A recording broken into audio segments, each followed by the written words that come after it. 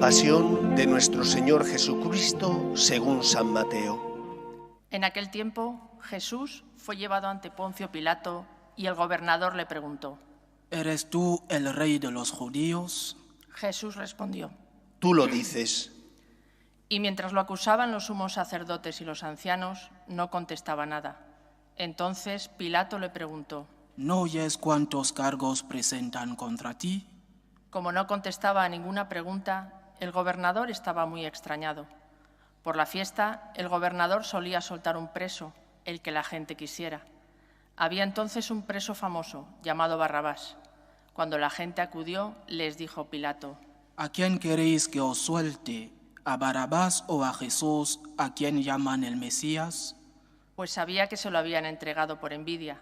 Y mientras estaba sentado en el tribunal, su mujer le mandó a decir: No te metas con ese justo, porque esta noche he sufrido mucho soñando con él. Pero los sumos sacerdotes y los ancianos convencieron a la gente que pidieran el indulto de Barrabás y la muerte de Jesús. El gobernador preguntó: ¿A cuál de los dos queréis que os suelte? Ellos dijeron: A Barrabás. Pilato les preguntó: ¿Y qué hago con Jesús llamado el Mesías? Contestaron todos: Que lo crucifiquen. Pilato insistió, Pues, ¿qué mal ha hecho? pero ellos gritaban más fuerte: Que lo crucifiquen.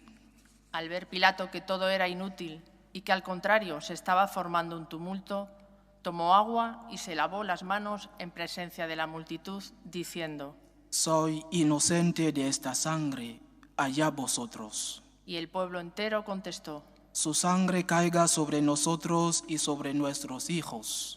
Entonces les soltó a Barrabás, y a Jesús, después de azotarlo, lo entregó para que lo crucificaran.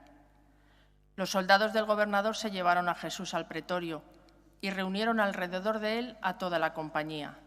Lo desnudaron y le pusieron un manto de color púrpura, y trenzando una corona de espinas, se la ciñeron a la cabeza y le pusieron una caña en la mano derecha. Y doblando ante él la rodilla, se burlaban de él diciendo: Salve, Rey de los judíos. Luego le escupían, le quitaban la caña y le golpeaban con ella la cabeza. Y terminada la burla, le quitaron el manto, le pusieron su ropa y lo llevaron a crucificar.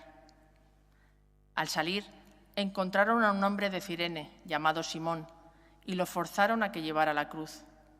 Cuando llegaron al lugar llamado Gólgota, que quiere decir la calavera, le dieron a beber vino mezclado con hiel. Él lo probó, pero no quiso beberlo. Después de crucificarlo, se repartieron su ropa, echándola a suertes, y luego se sentaron a custodiarlo. Encima de su cabeza colocaron un letrero con la acusación: Este es Jesús, el Rey de los judíos.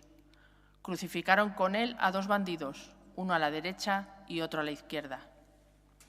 Los que pasaban lo injuriaban y decían, meneando la cabeza: Tú que destruías el templo y lo reconstruías en 3 días, sálvate a ti mismo. Si eres hijo de Dios, baja de la cruz. Los sumos sacerdotes, con los escribas y los ancianos, se burlaban también diciendo: A otros ha salvado, y él no se puede salvar. ¿No es el Rey de Israel? Que baje ahora de la cruz y le creeremos. ¿No ha confiado en Dios? Si tanto lo quiere Dios, que lo libre ahora. ¿No decía que era hijo de Dios? Hasta los bandidos que estaban crucificados con él lo insultaban. Desde el mediodía hasta la media tarde vinieron tinieblas sobre toda aquella región. A media tarde Jesús gritó: Elí, Elí, lama sabactani. Es decir: Dios mío, ¿por qué me has abandonado?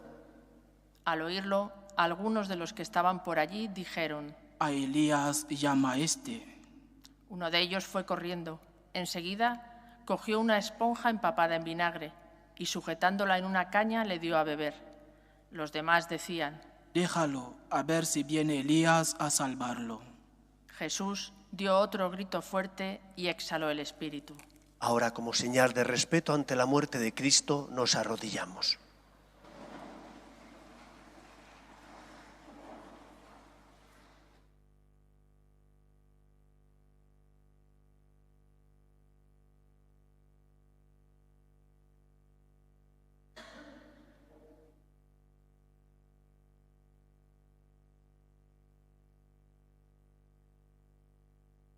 Entonces el velo del templo se rasgó en dos, de arriba a abajo. La tierra tembló, las rocas se rajaron, las tumbas se abrieron y muchos cuerpos de santos que habían muerto resucitaron. Después que Él resucitó, salieron de las tumbas, entraron en la ciudad santa y se aparecieron a muchos. El centurión y sus hombres que custodiaban a Jesús, al ver el terremoto y lo que pasaba, dijeron aterrorizados: Realmente este era Hijo de Dios. Palabra del Señor.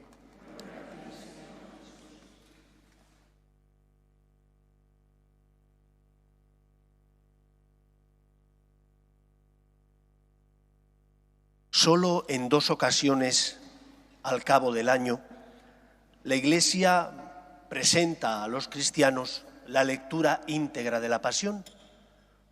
Primero, en la fiesta del Domingo de Ramos y, en segundo lugar, en el Viernes Santo, día en el que no se celebra la Eucaristía, sino el oficio, la celebración de la muerte de Cristo.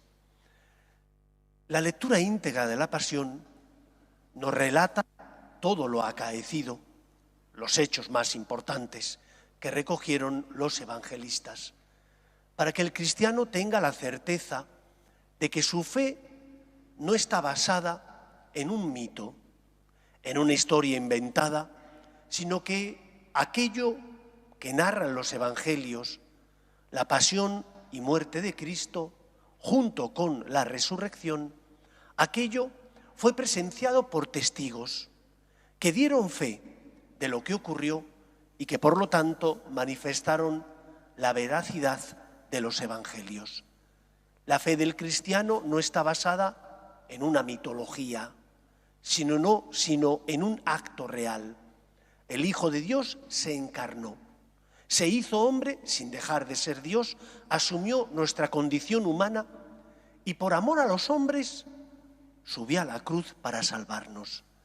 Y por lo tanto, lo primero que nos enseña esta historia es que es una historia de amor. Si no ponemos el corazón, si no se nos encoge el mismo ante el sufrimiento de Jesús, es porque estamos escuchando o presenciando esta Eucaristía como un mero espectador.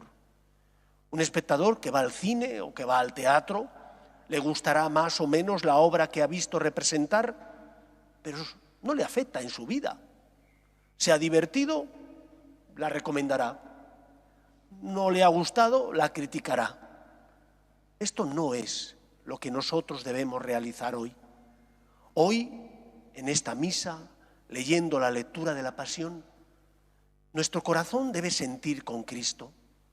Nuestro corazón debe experimentar ese dolor por aquello que Cristo padeció y sufrió, porque tú y yo somos la causa por la que Él subió a la cruz, por la que Él dejó que las espinas se clavaran en su cabeza, por la que Él permitió que los clavos en sus manos y en sus pies horadaran su cuerpo.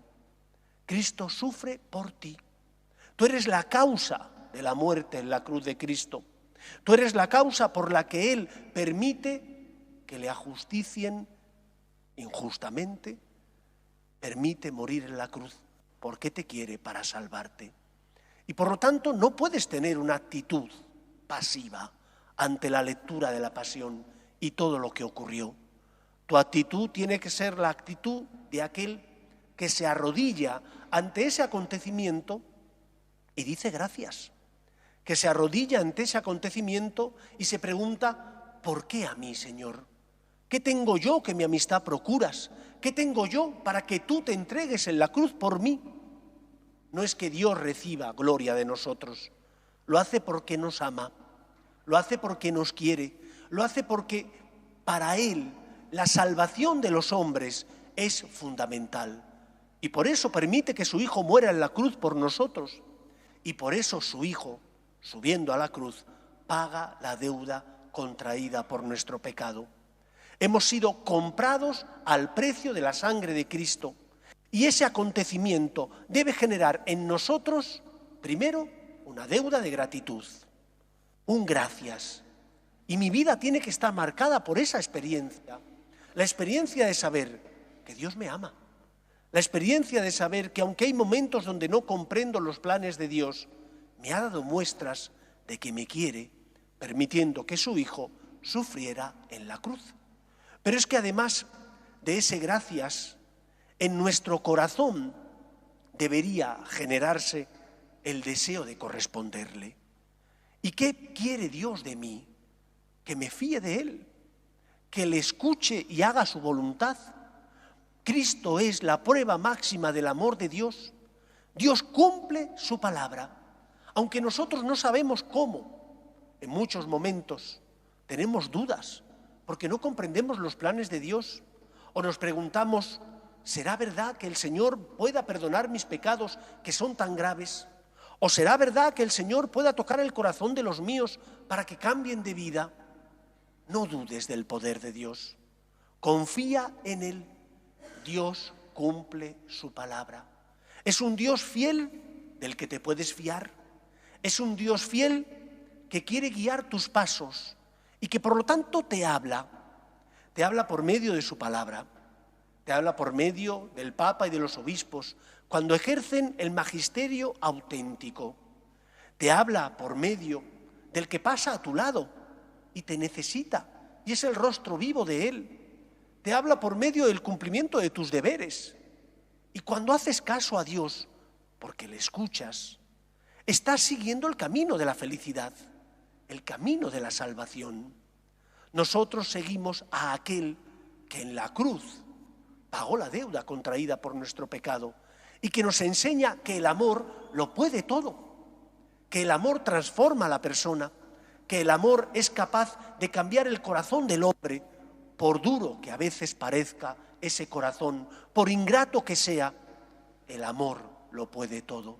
Para eso Cristo subió a la cruz. Y por eso te tienes que fiar de Él. Cuando comprendas los planes de Dios y cuando sus planes sean para ti un misterio que no comprendes, entonces mira la cruz de Cristo para vivir de los momentos de luz, para recordar que Él pagó por ti la deuda contraída por tu pecado y por lo tanto merece que te fíes de Él, merece que tengas confianza en Él, porque te amó tanto hasta el punto de entregar su vida por ti. Nosotros creemos en el amor, pero no en el amor romántico, no en el amor solo del sentimiento. Creemos en el amor que se hace obra, en el amor que porque ama perdona, en el amor que porque ama comparte sus bienes materiales y espirituales con los necesitados, en el amor de aquel que cree en el poder de la gracia y que por lo tanto sabe que su pecado no es más fuerte que la misericordia de Dios. Cristo se ha convertido en puente que nos da acceso a la vida eterna, a la salvación. Pero hay que creer en su palabra. No solo podemos creer en Él cuando comprendemos sus planes, también, sobre todo, cuando no entendemos el porqué de la vida o el por qué tengo que asumir una cruz o una adversidad que me hace daño, que me hace difícil mi existencia. El camino es seguir a Jesús, que me enseña que el amor lo puede todo y que debo ofrecer la cruz para colaborar con Cristo en la obra de la salvación y que tengo que tener esperanza en que la cruz no es el final. Después de la cruz vendrá la resurrección, la salvación de los hombres.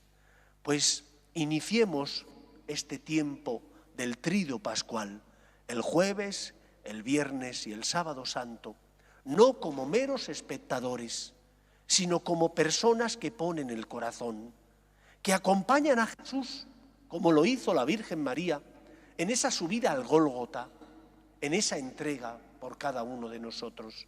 Poniendo el corazón, encontraremos razones, como decía Pascal, para confiar en Él, porque el corazón tiene razones que a veces la razón desconoce. Y poniendo el corazón, acompañando a Cristo, viviremos intensamente este Triduo Pascual y estaremos renovando no solo nuestro agradecimiento a Cristo, sino también renovando nuestro deseo de creer en Él y de seguir sus pasos. Porque Él dijo, yo soy el camino y la verdad y la vida. No puedes pretender amar a Cristo si no le sigues a Él. Y seguir a Cristo implica poner amor. Seguir a Cristo implica confiar en el poder de la gracia. Seguir a Cristo implica creer en un Dios que es fiel a su palabra y que nunca abandona a los hombres. Pidamos al Señor que nos conceda tener las virtudes de la Virgen María, aquella que no faltó nunca a la asistencia a su Hijo, aquella que engendró al Salvador porque se fió de Dios cuando Gabriel le anuncia el plan de salvación, aquella que nunca dudó de Dios aun cuando tuvo que marcharse como inmigrante a Egipto porque Herodes quería matar al niño, aquella que acompañó a Cristo al pie de la cruz antes de entregar el Espíritu porque no podía faltarle el cariño de su madre. En esta sociedad y en este mundo en el que vivimos, donde tantos no tienen esperanza, nosotros tenemos que ser María. Ser María que sostiene a Cristo que sufre. Porque el que está a tu lado y no tiene fe, no tiene esperanza ante las cruces de la vida. Tú tienes fe, tú crees en el amor de Dios. Sé tú instrumento de Dios por tus obras de caridad y de misericordia, porque escuchas, porque ayudas al que sufre, porque tienes una palabra de esperanza, porque crees en la salvación. Sé tú instrumento del mundo, sé las manos de la Virgen que consuelan a Cristo que sufre en el pobre y en el necesitado. La cruz no es el final. La cruz termina en la resurrección, que es la victoria del amor sobre Satanás, sobre el pecado, sobre la muerte. Pues que Cristo encuentre en nosotros esa fe que dice gracias, pero esa fe también que dice, puedes contar conmigo, Señor, para colaborar contigo en la obra de la salvación. Que así sea. Nos ponemos en pie.